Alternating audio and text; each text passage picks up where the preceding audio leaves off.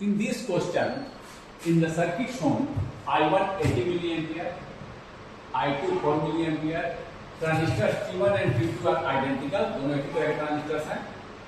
Assume that the thermal voltage VT is 26 millivolt at 27 degree centigrade. 27 degree centigrade जो दे रखा है thermal voltage. At 50 degree centigrade, the value of voltage V12 ये पूछ रहा है. V1 यहाँ मार्क कर रखा है क्वेश्चन में, V1 मार्क. ये देखिए इस तरह के क्वेश्चन में जहां आपको कांस्टेंट करंट सोर्स यहां Vs ऐसे दे रखा था,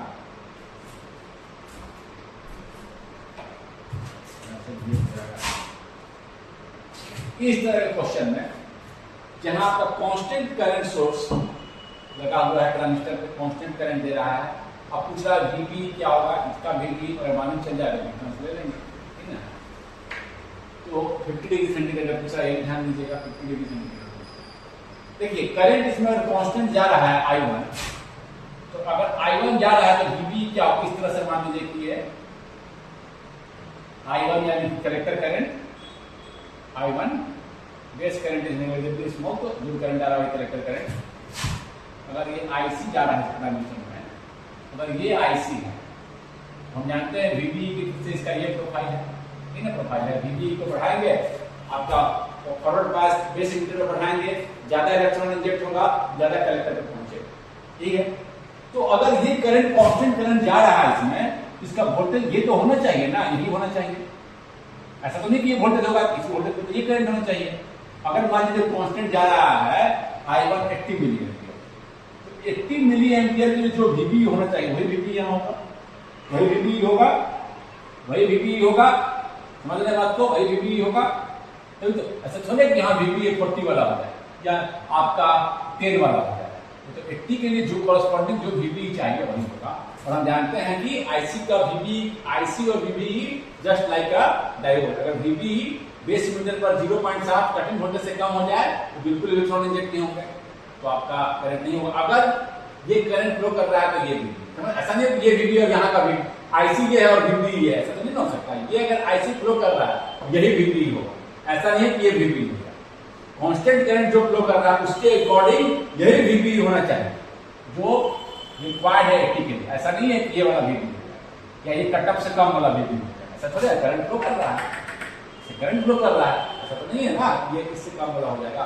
जितना चाहिए उतना के लिए वही होना चाहिए. तो ये डायोड का ये आपका जस्ट लाइक का बिहेवियर कैसा होता है, लाइक अ डायोड.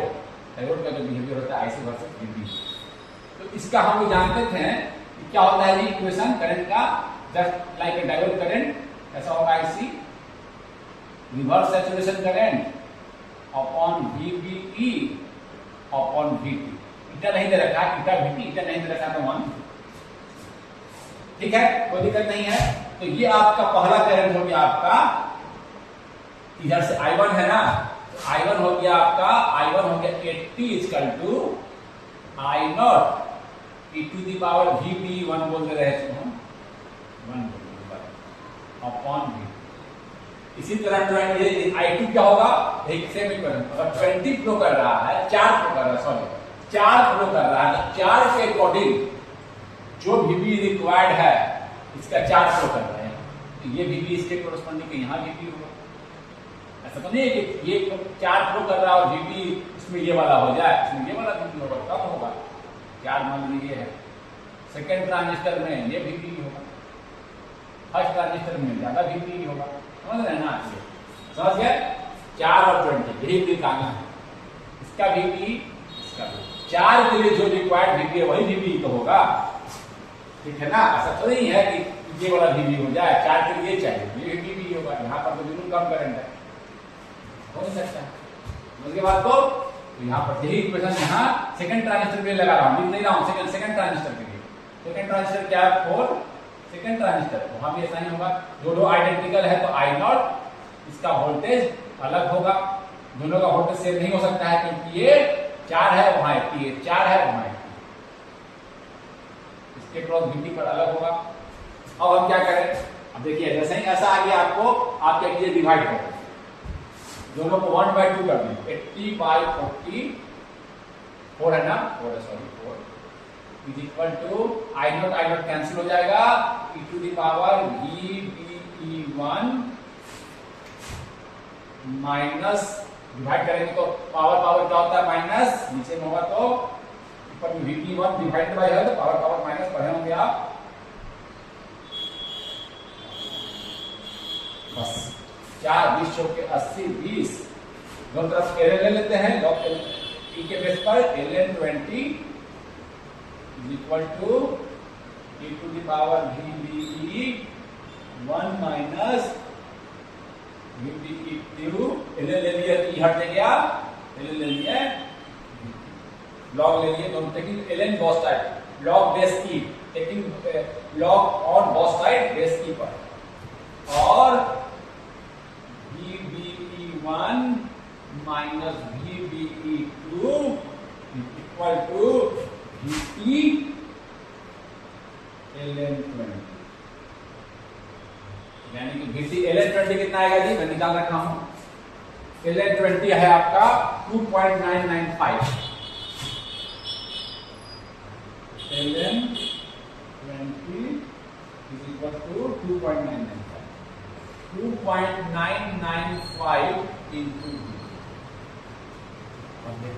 अब यहां देखिए, यहां पर क्या किया है, एक ट्रिक लगा दिया, एक आपको फंसाने के लिए क्या किया, VT is 26 millivolt at 27 degree centigrade, पूछ किस पे रहा है 50 डिग्री सेंटीग्रेड पर, तो ये मतलब VT यूज नहीं करते हैं, क्योंकि VT thermal voltage depends upon temperature, तो उस टेम्परेचर पर 50 पर VT निकालना होगा, क्योंकि VT क्या होता है, VT होता है, अगर यहां भी हो ध्यान देते हैं, VT क्या होता है KT/Q,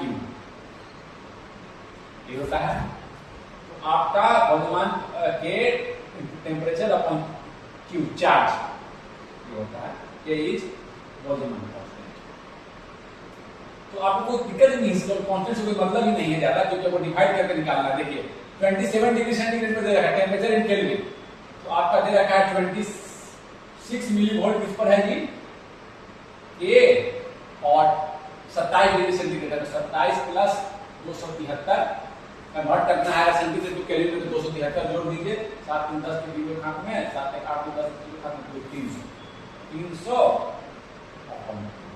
उसी तरह आपका 50 डिग्री सेंटीग्रेड में पूछ रहा है, तो 50 डिग्री में VT एट 50, VT डैश लिख देना 50 वाले को, VT डैश सेकंड में लेना होगा 50 वाला ये, और 50 पे कितना होगा 273 प्लस 53, 7 3 10 7 3 10 12 खाते में, और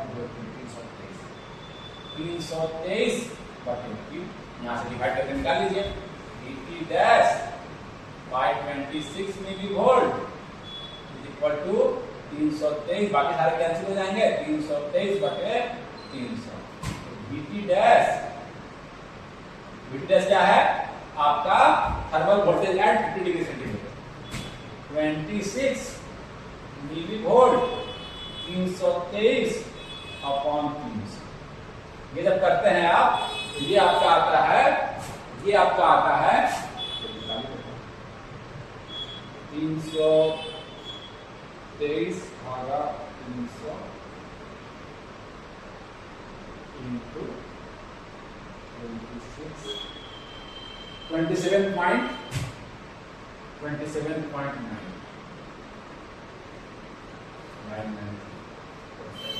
बस यहाँ पर पुट कर देंगे 26, कौन सा VT, ये वाला VT नहीं, इस पर पूछ रहा है, तो इस पर VT अलग होगा, ये VT, चलो बस यहाँ पर VT दिख रहा होगा, कोई मत होइएगा, ये 50 डैश का मतलब है, यहाँ VT यहाँ पर बगल में लिख रहे नीचे में, समझ जाएगा, एट 50 डिग्री सेंटीग्रेड, ये वाला VT, ये वाला VT नहीं, 26 वाला नहीं, VT लिख रहे हैं, तो कंफ्यूज मत होइएगा, ठीक है ना, यहाँ VT डैश लिख दिया, वहाँ VT एट 50 डिग्री सेंटीग्रेड वाला, तो कितना आ जाएगा जी, आपका आ गया 27.993 इंटू 2.995, ये आपका आता है 83.85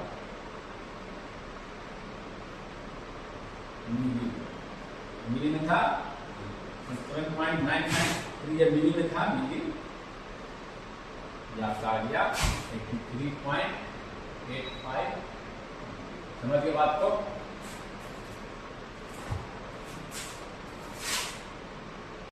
In this question, A BJT in common base configuration is used to amplify a signal received by a 50 ohm antenna.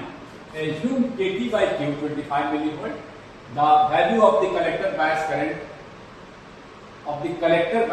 in milliampere required to match the input impedance of the antenna. Collector current पूछ रहा है। देखिए common base configuration का use किया। Common base है, देखिए जैसा बताया था कॉमन बेस बोला है, तो बेस हटा दीजिए, बचा क्या इमीटर और कलेक्टर।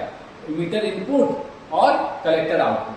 इमीटर इनपुट करंट होगा, emitter current is the input current, और collector will be the output current. ठीक है ना, जो कॉमन है ना होना इनपुट ना आउटपुट। समझ गया, ध्यान में है, ऐसे करके ध्यान रख सकते हैं। देखिए एक एंटीना है, एक मान लीजिए एंटीना का मैसेज कुछ वोल्टेज दे रहा होगा, एंटीना सिग्नल रिसीव किया, उसका रेजिस्टेंस 50 ओम है। अब इसको इस सिग्नल जो रिसीव किया, ये सिग्नल रिसीव किया एंटीना, उसी को मैं दिखा रहा हूं, सिग्नल को ऐसे दिखाना है। ठीक है ना, सिग्नल को मैं ऐसे दिखा, ठीक है। अब ये सिग्नल को कहां दे दिया, एंटीना से जो सिग्नल मिला उसको दे दिया है कॉमन बेस पर। इनपुट कॉमन बेस है, देखिए base common, emitter input, collector out, इस तरह से एम्पलीफायर पर दे दिया। ऐसे समझ अभी ज्यादा ये नहीं है, ऐसे बाकी मैंने दिखा तो मैं समझने के लिए खींचा हूं डायग्राम। ऐसे अब पूछ रहा है कि value of the collector bias current, collector current पूछ रहा है। ये देखिए अब कह रहा है कि क्यों पूछ रहा है, current required to match the input impedance. इसका ऑफ द एंटीना का इनपुट इंपीडेंस यहां से मैच करा रहा है, हो जाए। तो जब भी देखिए किसी का इनपुट इंपीडेंस देखना है मुझे, हम क्या करेंगे, ऐसे करके देख लीजिए, टर्मिनल कैरेक्टरिस्टिक देख लीजिए। इसके लिए क्या है, terminal characteristic change in V, यहाँ पर चेंज इन V कर देंगे, चेंज इन I क्या आता है जी, चेंज इन V का मतलब चेंज इन बेस इमीटर में चेंज कर रहे हैं, और IE बेस इमीटर में चेंज हो रहा है ना, यहाँ पर वोल्टेज चेंज बेस इमीटर का चेंज हो रहा है। हम जानते हैं बेस इमीटर चेंज करता है तो इमीटर करंट और कलेक्टर करंट कैसा होता है, इस तरह से। इमीटर करंट और कलेक्टर करंट लगभग सेम ही होता है, बेस करंट नेग्लिजिबली स्मॉल, ऐसा ही ना होता है, ज्यादा इंजेक्ट होंगे, जैसे जैसे बढ़ाएंगे ज्यादा इंजेक्ट होंगे, ठीक है। 0.7 से कर देंगे तो बिल्कुल कम इंजेक्ट होंगे इलेक्ट्रॉन। तो ये इसका इनपुट इंपीडेंस कैसे निकालते हैं, हम इसके लास्ट आपको बार बार समझाते हैं। इनपुट इंपीडेंस कैसे निकालते हैं, delta VBE upon delta I।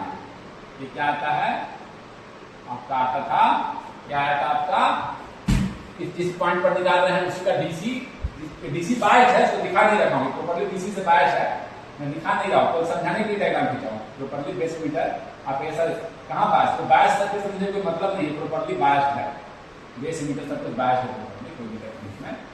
तो ये सब मैं केवल ये पोर्शन दिखाया हूं, इससे अभी मैं समझाना चाहता हूँ कि क्या है ये इनपुट इंपीडेंस। तो क्या आएगा जी, ये आपका आता था जिस पॉइंट पर निकाल रहे हैं उसी पॉइंट का VT अपॉन उसी पॉइंट का करें, ट्यूशन करें, इस पॉइंट पर जो करें IE लिखेंगे, और I और IC लगभग बराबर होते हैं, तो सीधे सीधे कर देना है VT बाय IC, लगभग बराबर होते हैं I और IC, तो VT बाय IC। इसको ऐसे भी लिखता है VT बाय IC क्या होता है, IC बाय VT क्या होता है जी, GM। इसको आप ऐसे भी लिख सकते हैं 1 by GM। Input impedance is 1, सब चर्चा कर चुके हैं, I have already discuss. Input impedance RE से दिखा है, स्मॉल r से, RE का इनपुट इंपीडेंस क्या आएगा, VT बाय I बोलिए, या इसी को VT बाय IC अप्रोक्सीमेटली, और आपको 1 बाय VT बाय IC। तो base current is relatively small, IE and IC are almost. तो ये आपको यही करना था, तो VT बाय IE, IC लिख दे रहे हैं, IC पूछ रहा है, IC लिख दिए, VT दे रखा है, आपको IC पूछ रहा है, IC is equal to VT by 50। VT कितना मिली वोल्ट है ना, ये 50 ओम, VT कितना है 25 मिली वोल्ट अपॉन 50, 25/50 1/2, यानी कि कितना आ गया, 25/50 दिए तो 1/2 ना आ गया, 1/2 मिली वोल्ट को क्या लिख सकते हैं 0.5। IC जो आपका आया है वो 0.5। समझिए कैसे देखते हैं, देखने के लिए डायग्राम खींचा हूं, समझाने के लिए। आपको केवल इसका रजिस्टेंस ले देना था, input impedance, change in voltage, change in current. यहाँ चेंज करेंगे तो क्या होगा, effectively you are changing VBE change करेंगे तो जैसे I का प्रोफाइल क्या होता है, ऐसा ही 0.7 से कम रखेंगे तो बिल्कुल इलेक्ट्रॉन इंजेक्ट नहीं होगा, जैसे जैसे बढ़ाएंगे ज्यादा इलेक्ट्रॉन इंजेक्ट होंगे। I और IC जितना इंजेक्ट होते हैं वही कलेक्टर पर रीच होते हैं। I and IC are almost equal. In this way we solve the question. In this question, For the common character amplifier shown in the figure, the BJT has a high beta, negligible VC saturation, and VBE 0.7. The maximum undistorted peak to peak output voltage in voltage. यहाँ से दूसरा maximum peak to peak कितना यहाँ जा सकता है। तो देखिए हमने जो पहले भी इस तरह की चर्चा किया है कि जो आउटपुट कैरेक्टरिस्टिक है VC, ध्यान दीजिएगा ये कुछ ऐसा है और डिफरेंट IB1 के लिए, IB2 के लिए, IB3 के लिए, और ये मान लीजिए कि यहाँ से आपका सैचुरेशन, इधर सैचुरेशन VC है। आपको कहां से कहां रहना चाहिए? Maximum voltage, supply voltage VC आपका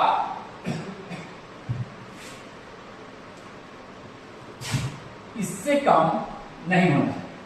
सेट ये है, मान लीजिए आप बाइसिंग करके यहां छोड़ रहे हैं, मान लीजिए यहां छोड़ रहे हैं मिडिल में, यहां तो सिग्नल आएगा, इसको चेंज कराएगा, सिग्नल आएगा तो आईसी चेंज होगा, आईसी चेंज होगा तो VC चेंज होगा।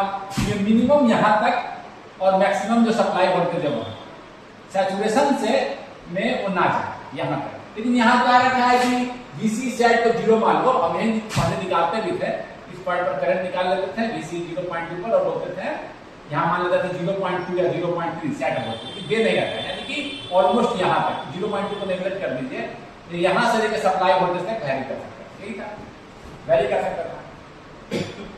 यहाँ पर खैर मीटर का रेजिस्टेंस भी दे रखा है, मीटर भी लगा रखा है और यहाँ से आउटपुट है। खैर अभी चर्चा उससे कोई दिक्कत नहीं है चर्चा में। हम यहां देखिए, यहां आपका मैक्सिमम सप्लाई वोल्टेज आ जा सकते हैं VCC तक, हमारे में 12 वोल्ट तक। अगर बीच में बायस किया होता, बायसिंग पॉइंट अगर यहाँ पर इसको कहा रखा, हमको यहाँ से यहाँ तक बीच में बायस करना होता है, लेकिन इसको 0.2 को नेगलेक्ट करके बड़ा कम से क्यों नेगलेक्ट कर सकते, बता सकते हैं ना।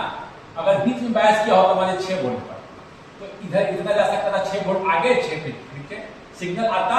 मान लीजिए आप सिग्नल यहाँ देते, सिग्नल देते इसके लिए VC यहाँ से चेंज करता टाइम के साथ, थोड़ा मान लीजिए सिग्नल इधर चेंज किया, ये तो चलो अनडिस्टॉर्टेड हो गया, कोई चाहता नहीं, और सिग्नल का एम्पलीट्यूड बढ़ा दे रहे हैं, दूसरा सिग्नल आया हाई एम्पलीट्यूड का, इससे भी हाई, ये क्या होगा, ये थोड़ा सा और चेंज करेगा।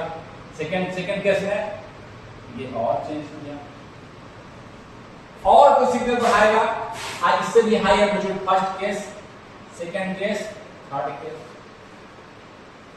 बहुत सिंपल क्वेश्चन है, हाई एम्पलीट्यूड और हाई एम्पलीट्यूड, तो मैक्सिमम कहां से जा सकता है? जो थर्ड में ब्लैक सेक्शन दे रहा हूं, थर्ड केस में देखिए, ये मान लीजिए कि यहां से यहां होते होते ये टाइम के साथ है, यहां पे नीचे चलाया, ये चेंज कर रहा है, ये एक्सिस खींच दिया हूं, ये टाइम एक्सिस है। पहला इनपुट दिए ये, सेकेंड इनपुट दिए ये, थर्ड इनपुट दिए, अब कोई इनपुट बढ़ा दे, इससे थोड़ा सा बढ़ाया तो क्या होगा जी, अब इससे ज्यादा जा सकता है VCC से ज्यादा, और इधर 0 से कम तो नहीं हो सकता है, एटलीस्ट 0 पर अगर सेट दिया रहता तो 0.2 तक ही लेते, लेकिन ये तो करा कि 0.2 को नेगलेक्ट कर दिया, सेट को नेगलेक्ट कर देता है, तो यहाँ पर 0 तक। और एम्पलीट्यूड और इनपुट पर बढ़ा देंगे, VI बढ़ा देंगे, और चौथा क्या किया लड़का कि और बहुत बड़ा एम्पलीट्यूड का सिग्नल दे दिया। अब क्या होगा, मैक्सिमम तो यहीं तक जा सकता है, यहां से चेंज करेगा, और ये अब क्लिप, यहां से जाकर क्लिप, समझ रहे हैं बात को, क्लिप कर दिया, समझ गए हैं। फोर्थ केस में सारी बातों को समझे, ये फर्स्ट केस सही से हो गया, सेकंड केस सही से हो गया, थर्ड केस बिल्कुल एकदम VCC और यहां तक पहुंच गया 0 तक, थर्ड केस, फोर्थ इससे ज्यादा VCC से ज्यादा तो हो नहीं सकता है आपका क्लिप करेगा। ये तो क्लिप से बचाना है, बीच में रखते तो हम सीधे बोले तो यहाँ पर रखे हैं 6 ऊपर 6 नीचे यानी 12 वोल्ट, अगर बीच में रखा ट्यूशन पॉइंट पे तो हम लिखते 12 वोल्ट तक के स्विंग यही होता है, 6 ऊपर गया 6 नीचे। लेकिन अब मुझे देखना पड़ेगा यहाँ कि कहां पर है, 6 वोल्ट पर होता तो ये सिचुएशन है, बीच में कर दिए थे हम, 12 था मैक्सिमम तो 6 कर दिया। अगर ऐसा होता तब मिडिल में इसलिए हम रखते हैं कि दोनों पर बराबर स्विंग मुझे मिल सके। अब देखिए अब क्या है, कहां पर बायस कर रखा है, ये समझ गए, इसको मिटा देते हैं। ये हम समझाने के लिए किए हैं। क्या ऐसा कर रखा है ये समझाने के लिए लिख दीजिए, जस्ट फॉर अंडरस्टैंडिंग। ये सारा एग्जाम्पल क्यों लिखे थे हम अभी? समझने के लिए, अंडरस्टैंडिंग के लिए। आप समझ गए इस बात को? अब क्वेश्चन पर आ गए, इसके लिए किए थे हम अंडरस्टैंडिंग। ठीक है, समझ गया? अब क्या है यहां पर, ये तो 6 पर है नहीं, ये अब क्वेश्चन पर आइए। अब देखिए, आप क्वेश्चन अंडरस्टैंडिंग के बाद अब फिर से ग्राफ देखिए, अब क्वेश्चन पर। तो यहां तो मुझे देखना होगा कि डीसी कहां पर है। सिग्नल नहीं है तो क्वेश्चन पॉइंट कहां है, डीसी पॉइंट कहां है। क्या करते थे जी, हम यहां पर डीसी एनालिसिस कर लिख देंगे। डीसी एनालिसिस में कैपेसिटर ओपन, कैपेसिटर ओपन। तो हम लोग का ये इस तरह से कैपेसिटर ओपन करेंगे। यहां पर देख लीजिए वोल्टेज ऐसे लैडर नेटवर्क पे लगाए हुए हैं इस तरह से। तो क्या करेंगे, थेवेनिनाइज कर देंगे। फिर थेवेनिन कितना आएगा, 12/5 + 10 करंट IB इज ऑलमोस्ट 0, देख लिख भी रखा है IB का, into IB is negligible into 10 current into resistance 12/15 into 10, 5 दूनी का 10, 5 के 15, 3 चौके 12, 4 दूनी 8 वोल्ट। 8 वोल्ट कैसे होगा? अब ऐसे खींच देंगे, VThevenin 8 वोल्ट। थेवेनिन निकालने की जरूरत नहीं है, लेकिन क्या होगा, 5 पैरेलल 10 किलो ओम में, किलो ओम में। तो एक IB 0 है तो इसके क्रॉस में वोल्टेज ड्रॉप होने वाला है, ये है, हम यहां पर लगा रखा है, ठीक है ना। अब यहां से केवीएल लगा के यहां का वोल्टेज जान ले, V का VCE लिखना है, VCE।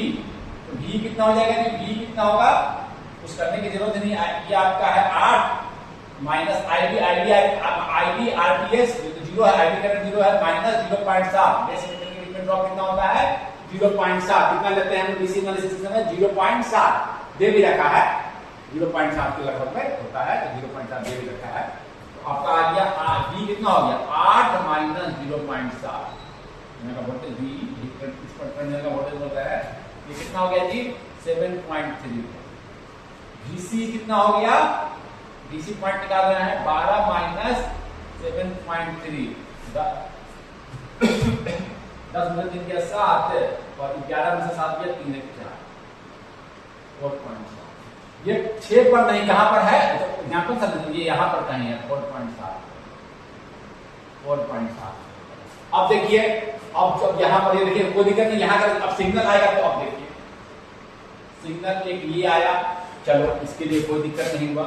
इसके लिए वो यहाँ पर टाइम के साथ ये ग्राफ खींच रहे हैं, यहाँ पर सिर्फ खींच रहे हैं टाइम के साथ, टाइम का एक्सिस है, तो यहाँ पर ऐसे चेंज करके दोनों साइड बराबर स्विंग, कोई दिक्कत नहीं। सिग्नल दूसरा आया, पहला, दूसरा दिया सिग्नल, दूसरा सिग्नल दिया, थोड़ा सा एम्पलीट्यूड बढ़ा, दूसरा में कहां तक जाएगा, मान लीजिए यहाँ तक गया, और ये अब अगर सिग्नल बढ़ाएगा तो क्या हो जाएगा, क्लिप। तो कहां तक मैक्सिमम स्विंग मिला इसको, स्विंग कितना मिला, 4.7 इधर, 4.7 इधर। हम दोनों हाथ के लिए देखेंगे ना, इधर हाथ, हाँ ऐसा होता है कि इधर का हाथ और निगेटिव होता तब पर भी कोई दिक्कत नहीं, इधर के हाथ में दिक्कत नहीं था, लेकिन इधर के हाथ में तो दिक्कत है। हम दोनों हाथ में देखेंगे, हम सिग्नल ऐसे देखेंगे जैसे कि 1 मिलीवोल्ट का सिग्नल है, 1 मिलीवोल्ट इधर, 1 मिलीवोल्ट इधर, 1 मिलीवोल्ट इधर, 1 मिलीवोल्ट इधर, दोनों में देख रहा है ना। ऐसा नहीं कि एक पार्ट में दूसरा पार्ट पे क्लिक कर जाए, निगेटिव पार्ट में तो क्लिक नहीं कर रहा, इधर और निगेटिव कर देता पर, लेकिन हमको दोनों में देखना है, दोनों में पूरे में स्विंग मिले मुझे। तो देखिए 4 पॉइंट अब बढ़ाएंगे, इसका हो गया, पहला केस में चलो ठीक था, अपने से 1 मिलीवोल्ट लिख दिया, उसका कोई मतलब नहीं है, इलस्ट्रेशन के लिए अंडरस्टैंडिंग न्यूमेरिक वैल्यू लिखता हूं, समझना आसान होता है। सेकंड केस में ये आया, अब करेंगे तो कट जाएगा। तो कितना मिला, 4.7 इधर, 4.7 इधर, कितना हो गया स्विंग, ये स्विंग मुझे मिला पीक टू पीक 4.7 प्लस 4.7 या 4.7 into 2, 7 दिन 14 के 4 हाथ में 4 दिन काटना। ध्यान कैसे रखेंगे निकालने के लिए, अब क्वोशिएंट पॉइंट निकालेंगे, उससे कुछ दुगना करेंगे, क्वोशिएंट पॉइंट निकालेंगे और उससे डबल से मल्टीप्लाई करेंगे, क्वोशिएंट पॉइंट निकालेंगे और उससे डबल से मल्टीप्लाई करेंगे, कोई दिक्कत नहीं है। हाँ, आपको कहेगा सर यहाँ के बाद तो सैचुरेशन में चला गया था, तो इसको नेग्लिजिबल माना है, कहा ना नेग्लिजिबल, पूरा यहाँ तक मिल गया, 0.2 0.3 को नेग्लिजिबल माना है, पूरा यहाँ तक, कोई दिक्कत नहीं। लिख रखा है VC सेट 0, सेट को कम से कम 0 मान लीजिए, पूरा यहां से यहां। कोई दिक्कत? ये आपका question solve. In this question consider the common collector amplifier.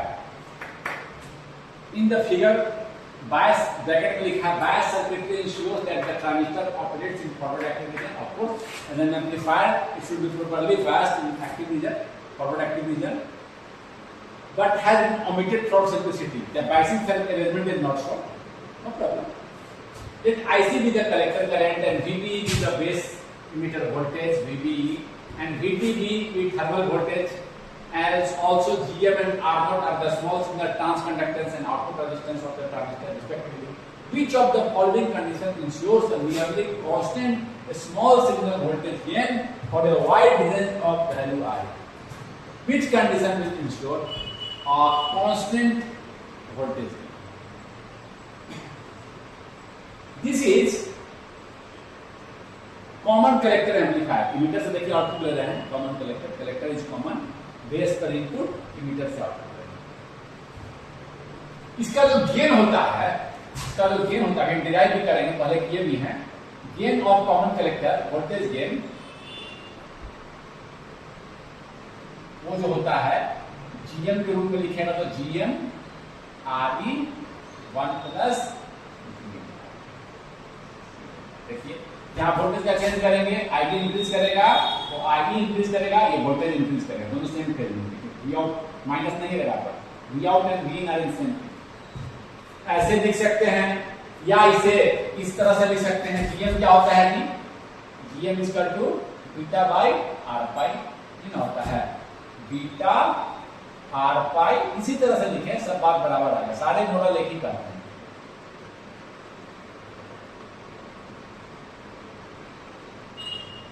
Question बहुत सिंपल है, beta R E upon R pi plus beta. जब बीटा के टर्म में लिखते हैं HFP and beta are similar, तो current gain upon total input impedance बताएंगे। समझ के बात को निकालना, डिराइव करना भी बिल्कुल आसान है। क्वेश्चन तो बहुत सिंपल है, यहां से मुझे देख लेना। डिराइव कैसे करेंगे थी, मान लीजिए कि स्मॉल सिग्नल मॉडल बनाए, कोई भी मॉडल बना लीजिए, सबसे आ जाएगा। जीएम वी पाई वाला अगर बनाए हम, ये आया आपका आर पाई, इसी के क्रॉस वोल्टेज है आपका वी पाई, यहां से हम ले रहे हैं वी आउट, ठीक है, ले रहे हैं ये आपका ग्राउंड हो गया, डीसी एसी ग्राउंड, ये भी आपका यहाँ सिग्नल, लेकिन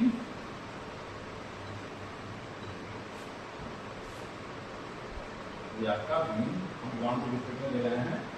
ये वी ये है बीएस मीटर। ये देखिए ये यहाँ जाकर मिला मत दीजिएगा इस बार, क्योंकि ये ग्राउंड के रिस्पेक्ट में, सारा वोल्टेज ग्राउंड के रिस्पेक्ट में, और ये ग्राउंड पर नहीं है मीटर, रजिस्टर लगा हुआ है, ग्राउंड पर नहीं है पॉइंट। समझ गए बात सुना?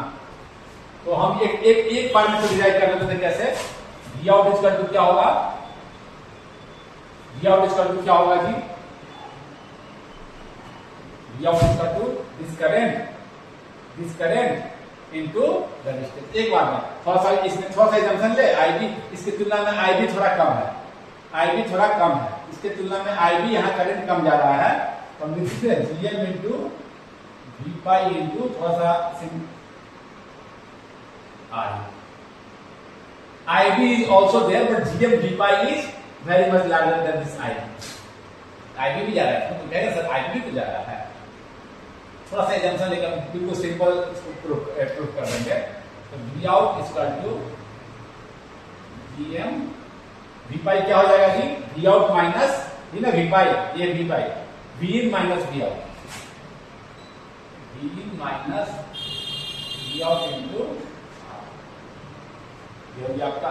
तो आपका इधर से जाएंगे तो क्या आ जाएगा, बस आपके पास इधर भी आएगी, V out 1 plus GM R E इसका टू जीएम वी। तो वी आउट बाई वी क्या हो जाएगा, एक बार में डिवाइड जाता है, जीएम आर ई 1 प्लस किसी तरह से आप डिराइव करें। समझ गए बात को? कोई दिक्कत नहीं, समझ गए बात को? एक बार में एग्जाम्पल क्या लिए हैं, थोड़ा सा इसको सिंप्लीफाई करने के लिए, अप्रोक्सीमेटली लिखने के लिए, इस दोनों करंट फ्लो कर रहा है, बट उसको हम थोड़ा सा IB is small compare to this current, this is GM beta, GM into beta. कोई दिक्कत नहीं है। देखिए एक बार में डिराइव हो गया। HFE के टर्म से भी डिराइव कर सकते थे आप, HFE से भी इजीली हो जाता। करिए, आप कुछ भी करके बताइएगा, आपका होमवर्क है derive using HFE parameter, derive the gain expression, derive the gain expression or derive the gain expression for common collector using HFE HIE model. HFE HIE लेकर जो दैट इज बीटा आर, या इसी में रख के derive कर, सब model are related, सारे मॉडल क्या हैं आपस में रिलेटेड। यहीं पर रख के आप कर सकते थे, यहीं पर रख के कर सकते हैं, कोई दिक्कत नहीं है। इसी पर रखते हैं, या तो डिराइव कीजिएगा HFE HIE कर कीजिएगा, या यहां से भी निकाल सकते हैं जो हम निकाले यहाँ पर, यही आएगा। आप निकाल के देखिएगा कि आपका होगा, डिराइव कीजिएगा, ठीक है ना, डिराइव कीजिएगा beta R pi model use करके, देखिए आपका यही आ जाएगा, लगभग यही आएगा। तो ये देखिए हमारा तो यही से काम हो गया था। अब गेन कांस्टेंट, गेन क्यों वेरी करेगा जी?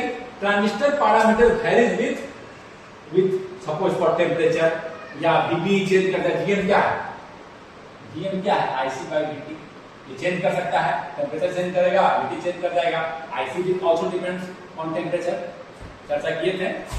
IC can also change with temperature, VT can change, GM change कर गया, आपका गेन वेरी कर गया, गेन वेरी कर गया। तो ऐसे जब RE लगाए थे, RE लगाने का ये देखिए, RE रेजिस्टेंस क्या करता है? नेगेटिव फीडबैक का भी काम करता है। तो देखिए अभी क्या करेगा, गेन को इनसेंसिटिव कर देगा वेरिएशन से। कैसे? देखिए अगर ये GM-RE बहुत ज्यादा है तो देखिए, अगर GM-RE यहां के बाद यहां देखिए वोल्टेज गेन यहां निकाल दिया ना, कि GM-RE is very very greater than 1, ये क्या आ जाएगा जी? GM-RE अपॉन GM-RE, ये कांस्टेंट कांस्टेंट कैंसिल हो जाएगा, ये आ जाएगा कांस्टेंट 1, ये न्यूमरेटर डिनोमिनेटर कैंसिल हो जाएगा, ये 1, V out upon V in almost equal to 1, ये जो कि आपका गेन होता है कॉमन कलेक्टर का। तो ये देखिए गेन आपका क्या हो गया? कांस्टेंट हो गया पर wide range of RE, RE को वेरी पर वाइड रेंज ऑफ RE को चेंज करते रहिए, आपका क्या होगा? वाइड रेंज ऑफ RE को बढ़ाते रह जाएगा आपका ये गेन कांस्टेंट। इसके लिए क्या करना पड़ा? गेन को कांस्टेंट के लिए यही कंडीशन भी है, आपको गेन कांस्टेंट के लिए कॉमन कलेक्टर का क्या करना पड़ा? तो आपका अगर GM-RE ग्रेटर देन 1 है, ग्रेटर देन 1 है, वेरी वेरी ग्रेटर देन 1 है, तो हम इसको इसकी तुलना में काफी ज्यादा है, इसकी तुलना में 1 को नेग्लेक्ट किए, ये ऑलमोस्ट GM-RE है, ये आपका करके कांस्टेंट आ गया। यानी कि गेन जो है V out upon V in आपका 1 आ गया कांस्टेंट। देखिए गेन अब वेरी नहीं कर रहा, गेन वेरी नहीं कर रहा है। गेन वेरी क्यों करता है जी? अगर आपका GM वेरी करता, GM वेरी कर सकता है IC/VT, टेम्परेचर से VT चेंज कर जाएगा, IC चेंज कर, यह जाते नहीं है। तो आपका गेन कांस्टेंट कब आया? GM-RE is greater than 1, very very, ये तो गेन देखिए लेस दे रखा है तो ऑप्शन खत्म हो गया, फॉर्म में तो कहीं दिया नहीं है, इसको हम ऐसे लिख सकते हैं GM को, और चेंज करके इसका फॉर्म देख लीजिए। GM इसका क्या होता है? IC/VT, IC/VT ऐसा दे रखा था वहां, IC/RE very very greater than, इसी चीज को हम यानी देखिए RE ग्रेटर तो हो ही नहीं सकता था, एक तरह से चांसेस था कि RE greater than VT, RE यहां था, RE करता है IC/RE। In this question, if the emitter resistance in a common emitter voltage amplifier is not bypassed, it will। बहुत सिंपल क्वेश्चन है, बहुत बार चर्चा किया है, आप जानते भी हैं कि अगर नहीं बाईपास किए तो क्या करता है? emitter resistance क्या करता है? वोल्टेज गेन को डिक्रीज कर देगा, इनपुट इम्पीडेंस को बढ़ा देगा। तब पर भी हम चर्चा को फिर से हम कॉन्सेप्ट को देखिए, emitter resistance लगाते क्यों हैं? Stabilise the operating point, it stabilises the operating point, ये क्या करता है। हम लोग यहाँ वी इन डायरेक्ट दे रहे हैं, चलो अगर वी इन नहीं हो तो कैपिटल लगा के देते हैं, वी इन नहीं हो तो क्या करेगा, अगर सॉरी अगर ये रजिस्टर नहीं हो और डीसी एनालिसिस करें, बाइसिंग का शो रखे हैं, आईसी अगर चेंज कर जाए टेम्परेचर से या वीबी चेंज कर जाए किसी कारण से तो क्या होगा, आपका आईबी चेंज कर जाएगा, आईबी चेंज कर जाएगा तो आईसी चेंज, ये हम चाहते नहीं, हम क्या चाहते हैं operating point should not change, इसीलिए क्या करते हैं आरई लगाते हैं। जैसे अगर मान लीजिए कि आईबी आईसी इंक्रीज किया टेम्परेचर से, ये क्या करेगा, V IC is equal to I, almost IC and I are almost equal, तो आईसी इंक्रीज करेगा तो आई इंक्रीज करेगा, आई इंक्रीज करेगा तो वी इंक्रीज करेगा, वी इंक्रीज करेगा तो वीबी डिक्रीज करेगा, विच इन टर्न, और वी डिक्रीज करेगा तो क्या हो जाएगा, आईबी को डिक्रीज करेगा। ये मैं डीसी एनालिसिस कर रहा हूँ, सिग्नल को हटा दीजिए, और 10 आईबी डिक्रीज कर जाएगा तो आईसी डिक्रीज करेगा, स्टेबलाइज हो गया। जो आईसी को बढ़ाना चाह रहा था बस नहीं, आईसी घट गया, यानी उसी पॉइंट पर ये बढ़ा रहा है ये घटाएगा, स्टेबलाइज करता है। लेकिन क्या है, इंट्यूटिवली सोच के जब सिग्नल लगा दिए ये भी तो वीबी को चेंज करेगा, वीबी चेंज करता है, आईसी चेंज होता है, तभी तो मुझे यहाँ चेंज मिलता है, यहाँ वोल्टेज का चेंज मिलता है, वीसीसी स्मॉल सिग्नल मॉडल से भी देखते हैं, माइनस आईसी डेल्टा आईसी, ये ना चेंज है, नहीं चेंज, चेंज से मुझे मतलब ये चेंज होने ही नहीं देगा, यानी कि वोल्टेज गेन क्या आईसी को कम चेंज होने देगा, पहले जितना नहीं था तो जितना चेंज होता है, क्या कर रहा है, घटा रहा है ना, आईबी को घटा रहा है, कोशिश कर रहा है, तो आईबी घटेगा तो आईसी घटाने का ही घटा, निगेटिव फीडबैक की तरह काम कर रहा है, तो ये क्या करेगा, गेन को इंट्यूटिवली भी सोच लिए हम घटाएगा। और दूसरा, पहले अगर ये नहीं था तो यहाँ वोल्टेज चेंज कर रहे हैं तो आईबी में ज्यादा चेंज था, अब क्या करेगा, ये इंटर का जैसे आईबी चेंज होगा, यहाँ का वोल्टेज बढ़ाकर आईबी को घटाना चाहेगा, यानी कि करंट को, आईबी करंट को घटाना चाह रहा है, आईबी करंट को ये घटाना चाह रहा है, क्या होगा, इसका मतलब क्या है, change in V upon change in I, input impedance, input impedance बढ़ गया, इनपुट इम्पीडेंस यानी वोल्टेज गेन घट जाएगा, और इसको बाईपास नहीं किया, बाईपास करके छोड़ देंगे, तो सिग्नल आए, सिग्नल कैपेसिटर क्या करेगा, डीसी के लिए ओपन और सिग्नल के लिए शॉर्ट, ये बाईपास कर दिया, एक तरह शॉर्ट कर दिया, इसको बाईपास कर दिया। लेकिन अगर बाईपास नहीं किए, यानी ये है बाईपास नहीं, इसका मतलब है इसका इफेक्ट क्या रहेगा, वोल्टेज गेन घटाना और इनपुट इम्पीडेंस को बढ़ाना, ये इंट्यूटिवली भी हम सोच रजिस्टर लगाए हैं, इनपुट इम्पीडेंस बढ़ेगा। लेकिन हम इस ट्रांजिस्टर का मैथमेटिकली भी सोच सकते हैं, इसका अगर स्मॉल सिग्नल मॉडल खींचे हम, आपका क्वेश्चन बन गया है, कोई भी मॉडल खींचिए, हम एचएफपी मॉडल खींच रहे हैं, एचएफपी से उसको दर्शाना आसान भी, beta IB, beta R pi, HFP like beta, ये देखिए IB HFP beta R pi से इसको आप, या एचआई, ठीक है ना, यहाँ मुझे इस वोल्टेज से, इस करंट से मतलब है करंट की डायरेक्शन से, ये सब तो बता रहा है करंट डिपेंडेंट है, ये देखिए यहाँ बी लगा देते हैं अगर हम बीजेपी करें, और आपका ये आगे रजिस्टर है, गेन कितना होगा जी, गेन होगा आपका वी आउट, यहां पर लगा रखे हैं हम, यही मेरा वी आउट है, मैथमेटिकली देख रहे हैं, वी आउट कितना होगा, minus H F P I B into R C, V out को लिख सकते हैं हम, आई बी क्या होगा, आई बी को हटा दीजिए, आई बी क्या होगा, वी इन, अब आई बी यहाँ पर ये रजिस्टर लगा हुआ है, केवीएल लगाना पड़ेगा, V in minus I B R pi minus, ये यहाँ के कंट्रोल कर रहा है, I B plus H F P I B, I B plus beta I B, मतलब नहीं कंट्रोल करता है, I B plus beta I B, यानी कि आई बी को मैं 1 plus H F P I B plus beta I B into R E, यानी कि वी इन बाई वी इन और वी पाई बराबर है, सारा का सारा वोल्टेज यहीं आ रहा है, ध्यान दीजिएगा, by V in by I B, transistor का लिख रहे हैं हम, जो भी आपका कितना हो गया, वी बाई आई बी आपका ही आपका आ जाएगा, ये इधर कर दिए, V by R pi plus 1 plus HFE बढ़ गया। पहले केवल आर5 था, नहीं रहता तो केवल आर5 था इनपुट इम्पीडेंस, अब देखिए कितना बढ़ गया। मैथमेटिकली भी हम निकाल दिए। और अब हम यहाँ पर वोल्टेज गेन, ये वोल्टेज गेन है ना, ये देखिए इनपुट इम्पीडेंस से निकल गया, एक तरह से इनपुट इम्पीडेंस इंक्रीज कर दिया। पहले इतना था, अब इतना हो, इतना से इंक्रीज कर दिया। अब अगर हम यहाँ इसको पुट कर दें, आईबी को यहाँ पुट कर दें, यहाँ से आईबी हम IB is equal to V by this, यहाँ पुट कर 1 में, from 1 क्या कर रहे हैं, we are putting the value of IB in 1 में पुट कर दें तो क्या आ जाएगा जी, ये देखिए ऐसे देखिए, तो V out is equal to क्या आ जाएगा, minus HFE RC, IB is equal to क्या आ गया, IB equal to V in by R5 plus 1 plus HFE। तो V out पर V in क्या हो गया,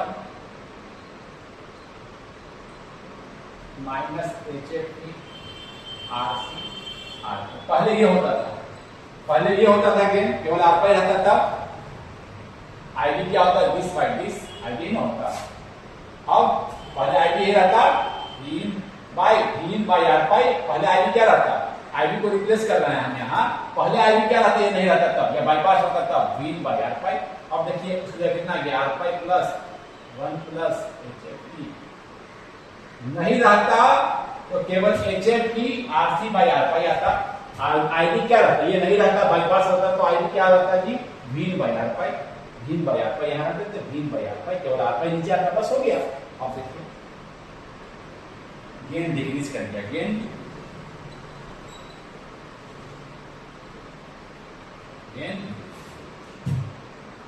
आपका input impedance increases and gain decreases, कोई दिक्कत नहीं है, समझ गए इस बात को।